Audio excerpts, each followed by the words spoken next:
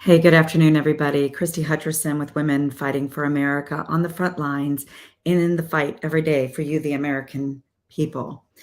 This is a short message. I've been getting a lot of calls and emails and text messages about the movie that just came out about a couple weeks ago on July 4th, and that's The Sound of Freedom, about human trafficking, child trafficking, organ trafficking, labor trafficking, fill in the blank, trafficking by these transnational criminal organizations.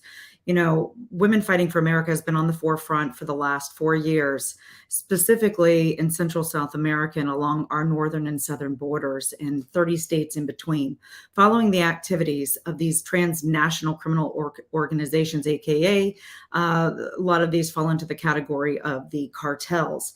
And The Sound of Freedom it's a really good movie, and it really does depict a lot of what happens. They don't even go into great detail the depth of some of the atrocities that actually do take place with child and human trafficking, sex trafficking, etc.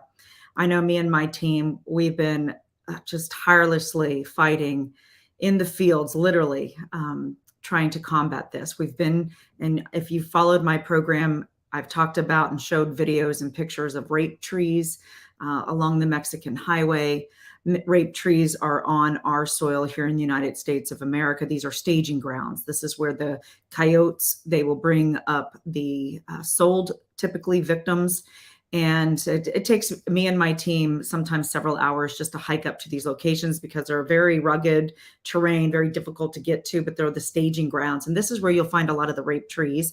And there's shackles and ropes, and they literally use these shackles and ropes to tie down the victims and to violently gang rape them, violently gang rape them until the transport where they've already been sold into the United States comes to pick them up and to facilitate them going into the interior of the United States of America.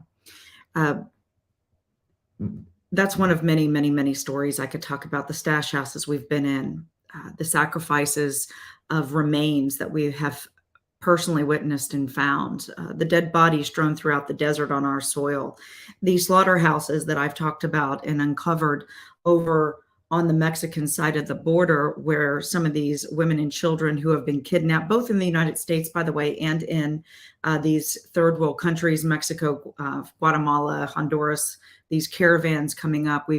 They've earmarked some of these individuals to go what I call slaughterhouses, because that's what they really are, where the most horrific atrocities take place, and that's live death to pull out organs from hearts to livers to be sold on the black market. Fact is, the United States of America is the #1 purchaser of the sex trade industry. So how do you combat and eradicate human trafficking? You combat and eradicate human trafficking, first and foremost, by education and awareness, by funding organizations like mine. Operation Archangel is the arm of the anti-human trafficking arm. We're in the business of eradication, not just in recovery or healing. We want to actually eradicate this, and we can eradicate this. So don't believe anybody telling you that this cannot be stopped in its tracks, because it can. It just is a little bit more difficult, and it takes a lot more skill sets and tools, so to speak, to eradicate this. And it does take lawmakers who aren't involved in the sex trade and labor trade industry to actually do something. And believe me, unfortunately, there's a lot of prominent businessmen, Hollywood elites, media elites, and yes, politicians and church members who are involved in human trafficking and child trafficking, pornography, etc. And so we have to band together, the citizens of the world, the citizens of the United States, to help to eradicate this horrible evil. And, you know, this is my personal statement about human trafficking. There is an unseen evil in this world, and it literally has no prejudice, nor does it see color, economic status, or gender. It is called human trafficking. After being on the front lines, like me and my organization and my team have for years now, witnessing these unspeakable, horrific acts, you can never be the same. Our organization will not rest until we've completely eradicated and puts an end to this evil, because that's what it is. It's evil. This is good versus evil. So if you want to get involved, we can't just take, volunteers, and it's a very sensitive subject. You do need to be trained. First and foremost, we don't handle the back end side of the healing process. We have vetted numerous organizations who do this when we hand over these victims. We don't really go public. We don't talk about what we do for numerous reasons. But since Sound of Freedom came out, our organization does things a little bit differently. We are in the business of eradication. We're not in the business of building up wealth in a nonprofit organization, which really in reality is all for profit. I always think it's really funny when I see all these charities and I see all these organizations, whether they're good, have good intentions or not. No nonprofit is not for profit. They're all for profit. It's just you get a little check marks to write off some taxes, and then you have to be compliant and bow down to the rules by the federal government. And so you can't operate in certain realms because of that, I believe. And so we've gone a different route, and I'm not going to get into how we do it or what we do, but we sure need prayer. We sure need everybody out there who's listening to this message to share this message, to get it out there, because one child saving, it's incredible.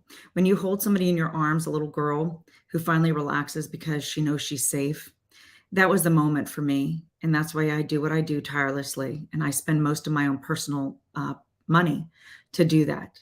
I'm a $0 CEO, one of the rarities. I don't take any money. I don't take a salary. My team is mostly volunteers, except for the individuals that we have to pay to do very specific work, because it's dangerous. Some of us might not come home to our own families. We are disrupting a multi-billion-dollar industry. And with God's grace and your help, we can actually eradicate labor, human, child, organ trafficking, and even stop the flow of drugs who are killing our own here in the United States. I'm going to have a couple series and talking about what to look for with human trafficking, even in your own neighborhoods. Everyone thinks that everyone's immune here in the United States, especially if you live in a really nice community. That couldn't be further from the truth. I'm going to explain to you how they pray, how they are trained to come after your children.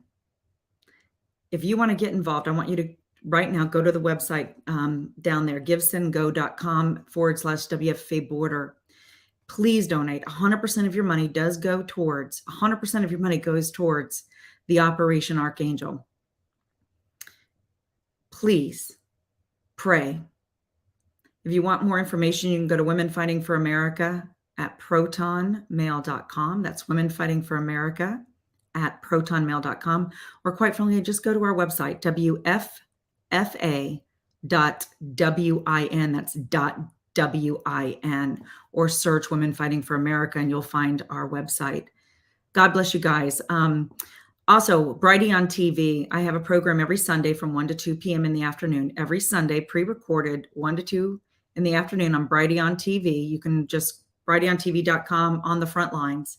I'm going to have General Michael Flynn, Lieutenant General Michael Flynn, this Sunday. It is an intelligence briefing. It's an incredible conversation between myself and General Flynn. And then the following week, I'm going to have Boone Cutler on. And we're talking about intelligence. We're going to be talking about transnational criminal organizations, China, Russian influence, and Iran forces, and what the American people need to expect from an intelligence, domestic and national security implications of what's been going on, not just here in America, but around the world, and how it impacts us. So share this message. I love you guys. God bless you. And as always, God bless the United States of America. And I will see you on Sunday on the front lines.